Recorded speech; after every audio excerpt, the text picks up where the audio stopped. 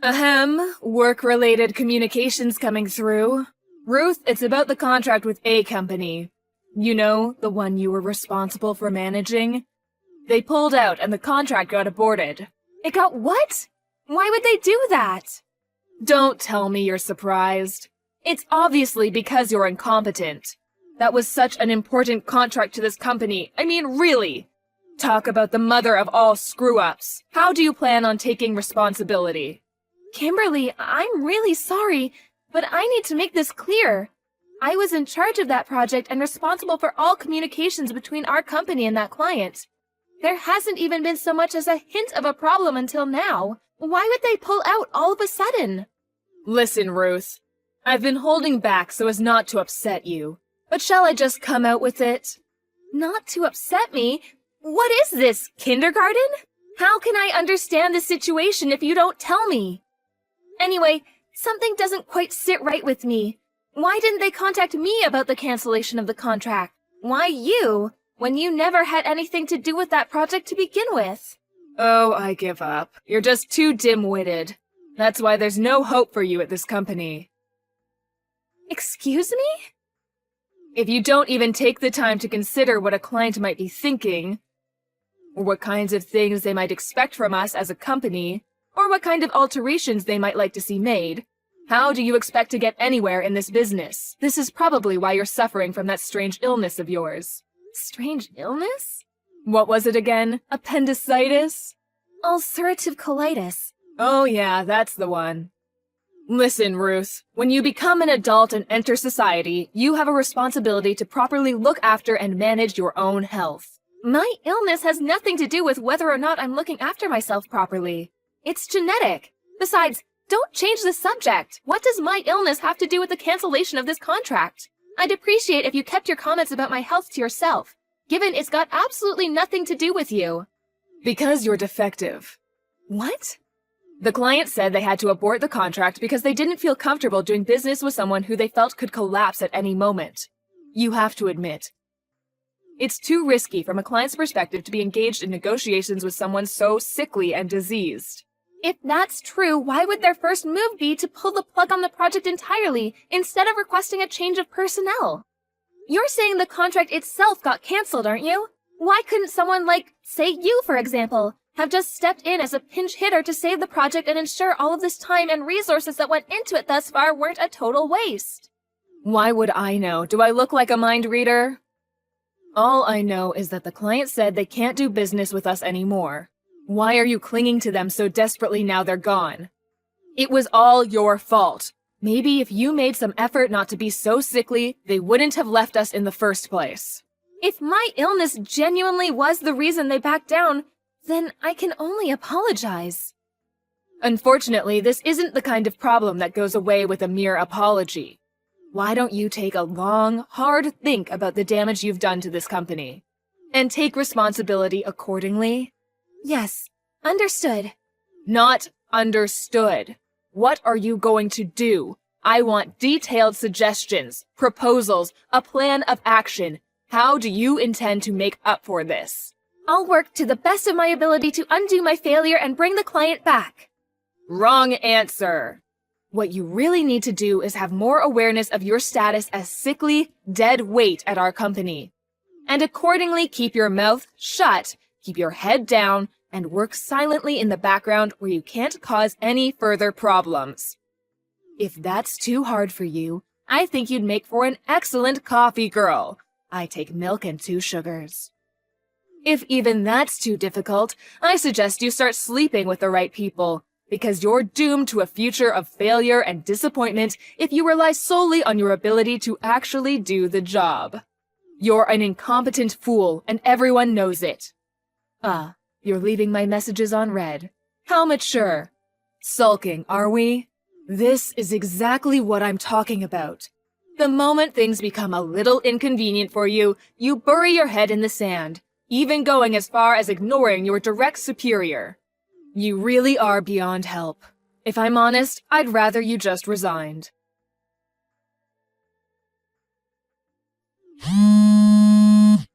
Good morning, Kimberly. I'm in the middle of a job right now, so I can't talk on the phone. Can I help you with something? Wait, shouldn't you be in the office already?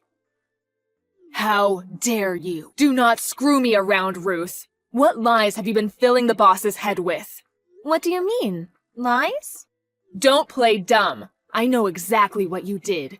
When I pulled into the car park and tried entering the staff door like usual, the company president was stood there blocking my way. He told me never to show my face at work again. No, he didn't just tell me. He yelled until he had goddamn steam coming out of his ears.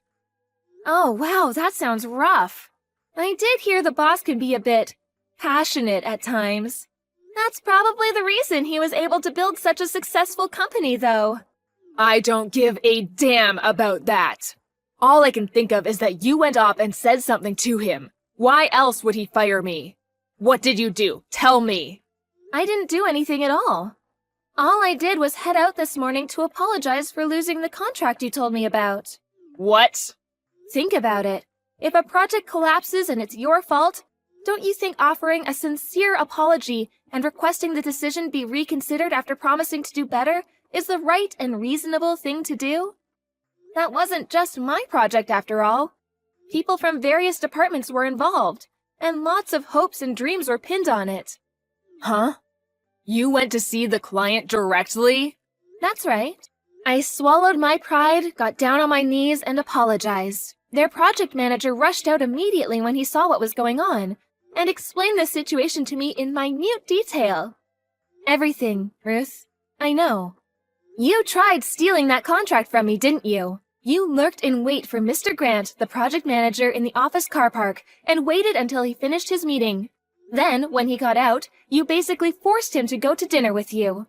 You did nothing but badmouth me at the restaurant. Then, when you thought you'd trashed his opinion of me, you started trying to convince him of what a talented and reliable employee you are, Mo. Have you no shame? Then, to top it all off, you invited him to stay the night at a hotel with you.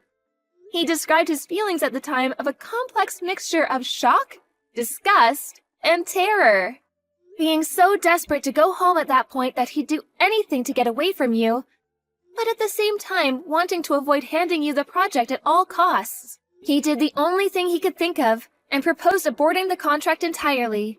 Here's the key point, though. He didn't actually want to. But you, feeling you had the ammunition you needed, launched your full frontal assault on me and came up with whatever lies it took to have me held responsible. Even putting it mildly, you're a disgrace. Don't worry, though. I already told the section manager everything. Based on what you just told me, it seems like word of what you did made its way into conversation with the president. Why, you really shouldn't have done that. Mark my words, you won't get away with this. I'll make you regret it if it's the last thing I do. Prepare yourself, Ruth. There is a storm coming. Do what you like. Just make sure you don't do anything to cause any further trouble for the company.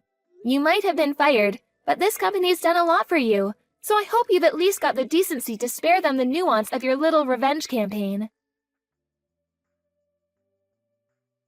Ruth, long time no see. Is now a good time? I have some news for you. What? You're gonna love this. Wait for it. I got married. Oh, that's nice. Congrats. I'm the happiest I've ever been. Listen, Ruth, I've been doing some thinking and I feel so guilty about the trouble I've caused you. I just wanted to take this opportunity to apologize. Oh, if it's about the contract, don't worry. I'm already over it. No, not that. Something else. I stole your fiancé. My fiancé? Who do you mean when you say my fiancé? I'm not engaged to anyone. I've been happily married for a long time. WTF? Wait a sec. This can't be. You're joking, aren't you? Or you're lying because you're so angry. Yes, that must be it, lol.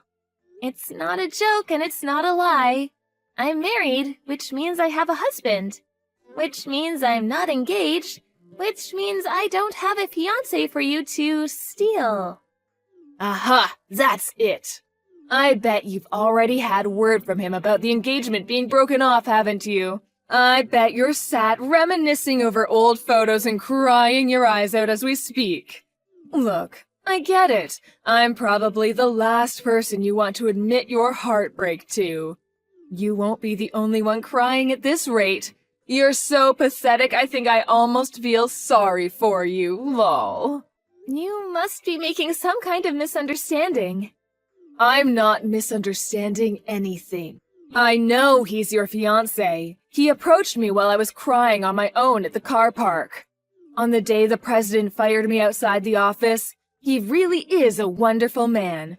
He could see I was upset and asked me if I needed someone to talk to. That's all well and good, but I don't see how you go from that being dead certain this randomer from the car park is my fiancé. He told me, of course. He said he came to the office to drop something off his fiancée left at home. But he said he just couldn't bear to see such a pretty girl crying and not say anything. I figured out he was your fiancé. Well, we were chatting over a coffee in a local cafe. I'm sorry to say this, but he said he found me much more attractive than you, and that I gave him butterflies in his stomach of the kind he hadn't felt since he was a teenager. Things between us began moving really fast after that. We went to bed together that night, and before we knew it, we were discussing marriage.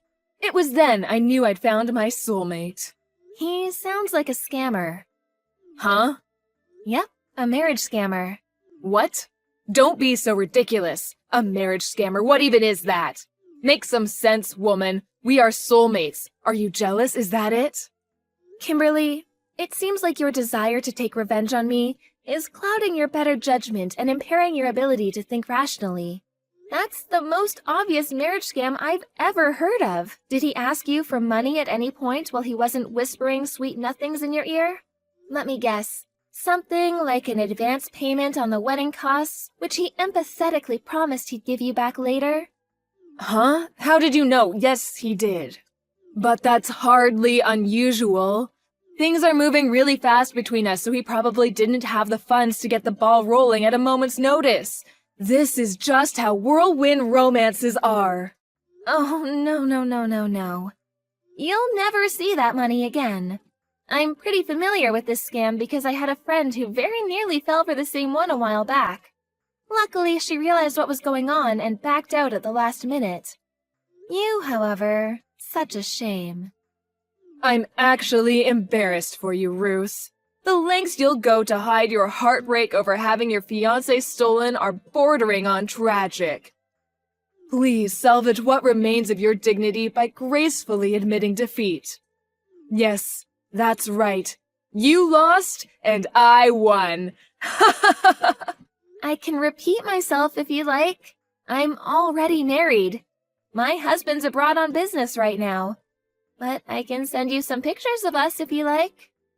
Oh, please, stop it, Ruth. You can't seriously expect me to believe someone like you could bag yourself a husband. What man in his right mind would have an interest in a sickly little creature like you? We were classmates in high school. We were friends since long before I fell ill. He confessed his love to me after I got my diagnosis. He said the illness was irrelevant to him, and he wanted to be with me because he loved me. Wait a sec. What? So this guy I'm engaged to really isn't your fiancé?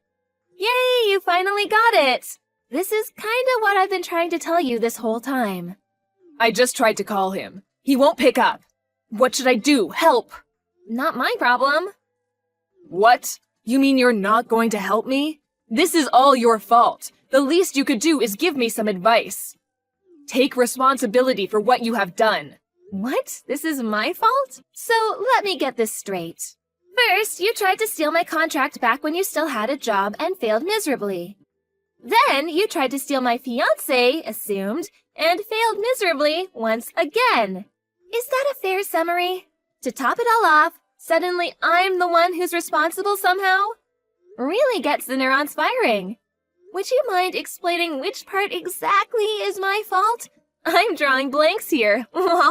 Don't twist the facts. I want my money back. $40,000 directly into my bank account now. Nope. $40K though. Wow, he took you to the Gleaners. It's time you learned how to take responsibility for your own actions, Kimberly. Fine, you win. I'll apologize for what I did. I'm sorry for everything. The contract, trying to steal your fiancé, everything. Can I just have my money back? Please? Not only did he take my entire bank balance, I don't even have a job anymore. How am I supposed to live? Go back and live with your parents then? Or you could, I don't know, find a new job? In any case, I have zero obligation to help you. Please stop talking like that. We used to be coworkers. Ruth, I'm begging you. Ruth! We used to be coworkers? That's literally the least compelling plea for help I've ever heard. Anyway, I'm sure you'll figure out a way to fix this on your own. After all, you were always super talented at getting yourself out of difficult situations, weren't you? By sleeping with the right people? After that, Kimberly started showing up outside the company office every day, lurking behind cars until I clocked off, at which point she would jump out yelling expletives and harass me relentlessly. However, she was eventually spotted by our notoriously passionate and at times hot-headed company president. He reported her to the police, who came down immediately and bundled her into the back of a car. Apparently, her spirit was so crushed when hit with the reality of what her life had become, she broke down in tears in the police car and was inconsolable by the time she reached the station. Eventually, she somehow or other managed to pull herself together and went home with a caution, promising never to go near me ever again. However, sources tell me she's still vigilantly watching and waiting, biding her time until another opportunity to take her revenge on me presents itself. Rumor has it she's applying for jobs with every one of our competitor companies and hopes to somehow leverage that as her angle to teach me the lesson she's convinced I deserve. The irony is, if she'd just reflect on her own actions for a moment, she could learn the lesson she needs to learn. Let go of her hatred and move on with her life. Will she? I'm not holding my breath. Anyway, in more important news, I found out I was pregnant last month. I left the company when I got the news and decided to move abroad to be a stay-at-home housewife for my husband. So the whole thing with Kimberly is as good as ancient history to me now. I'm just praying I'm not unfortunate to bump into her in the street before my flight.